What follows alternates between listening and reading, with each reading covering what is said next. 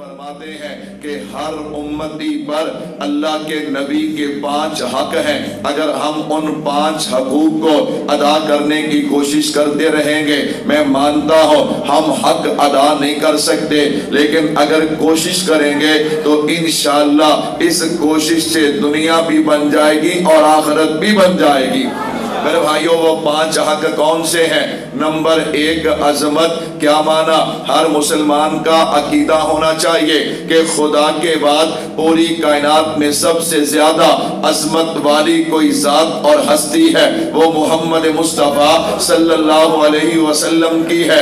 دوسرا حق محبت کا ہے کہ ساری کائنات سے بڑھ کر اپنے نبی سے محبت کی جائے. تیسرا حق اطاعت کا ہے کہ ساری کائنات سے بڑھ کے اپنے نبی کی پیروی کی جائے. نمبر 4 اپنے نبی کی ذات پہ درود پاک کثرت کے ساتھ پڑھا جائے. نمبر 5 اپنے نبی کے روضے کی زیارت کی جائے. تو یہ کتنے حق ہیں؟ یہ 5 حق ہیں. کہا اللہ نے ہمیں جو نبی کی غلامی والی نعمت دی ہے، اگر ہم ان 5 حق پہ کوشش کریں گے ان کو ادا کرنے کی، ہم حق تو ادا نہیں کر سکتے، لیکن اس کوشش کی وجہ سے ہماری دنیا بھی سنور جائے گی، قبر بھی بن جائے گی، آخرت بھی بن جائے گی. اب یہ 5 حق ہیں. اگر میں 5 پہ گفتگو کروں پھر مجھے 1 گھنٹہ نہیں، پھر 5 گھنٹے چاہیے. میں سب سے پہلے حق پہ جو بنیادی حق ہے، آپ کہیں گے مولوی صاحب بنیادی حق کا کیا معنی؟